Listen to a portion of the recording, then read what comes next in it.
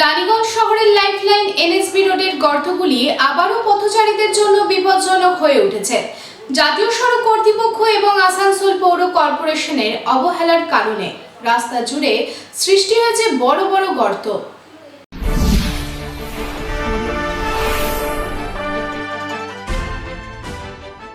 রানীগঞ্জ শহরের lifeline NSB রোডের মধ্য দিয়ে যাওয়া 60 নম্বর জাতীয় সড়কের অবস্থা ক্রমশ খারাপ হচ্ছে।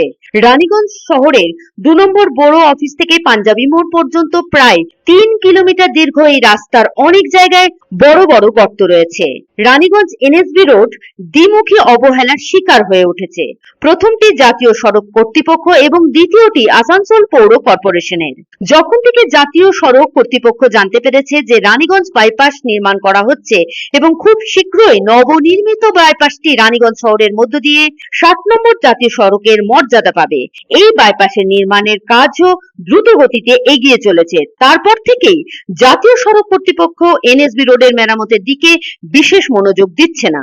জাতীয় সড়ক কর্তৃপক্ষ বহু বছর ধরে শহরের মধ্য দিয়ে যাওয়া এনএসবি রোডের রাস্তাটি মেরামত করছে না, যার কারণে অনেক জায়গায় গর্তের সৃষ্টি হয়েছে। রানীগঞ্জ শহরে পাঞ্জাবি মোড়, রামবাগান মোড়, তারবাংলা মোড়, নেতাজি মূর্তি এবং বড় অফিসের কাছে বড় বড় গর্ত রয়েছে। এই গর্তের কারণে প্রতিদিনই মানুষ দুর্ঘটনার শিকার হচ্ছে।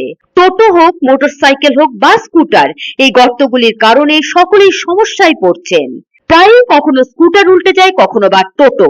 চলতি বছরের গত 21শে জানুয়ারি তারবাংলার হনুমান কলোনির নিবাসী 42 বছর বয়সী গৌরব মোদী স্কুটি নিয়ে যাচ্ছিলেন। সেই সময় এনএসবি রোডের ওপর তারবাংলায় হওয়া গর্তে তার স্কুটির চাকা আটকে যায়। তারপর দ্রুত গতিতে আসা একটি মিনি বাস তাকে ধাক্কা মারে এবং ঘটনাস্থলে গৌরব মোদীর মৃত্যু হয়। দুর্ঘটনার পর উত্তেজিত জনতা রাস্তা মেরামতির দাবিতে বিক্ষোভ প্রদর্শন করতে থাকে।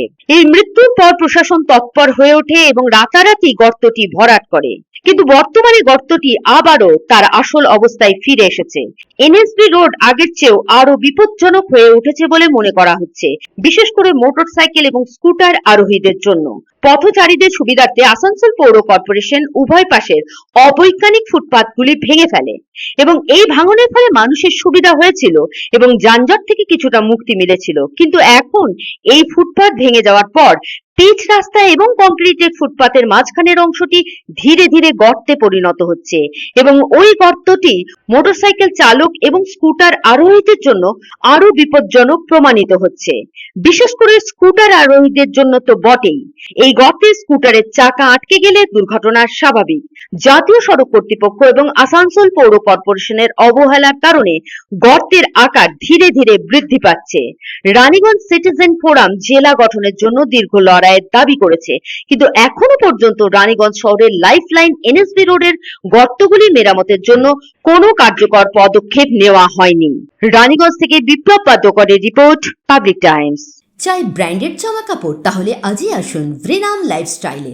রানীগঞ্জ শহরে বিশ্বস্ত প্রতিষ্ঠান, যেখানে পেয়ে যাবেন পুরুষদের জন্য Allen Solly, US Polo, Arrow, Flying Machine, Spykar, Pepe Jeans, Van ইউজানের মতো নামি দামি ব্র্যান্ডেড কোম্পানির shirt, pant, T shirt, trouser ছাড়াও আরও অনেক কিছু।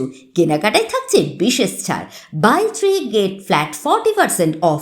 আমাদের ঠিকানা ভ্রেনাম lifestyle, Ritusiddhi apartment, opposite electric supply office, near sports assembly, NSB road, Raniganj.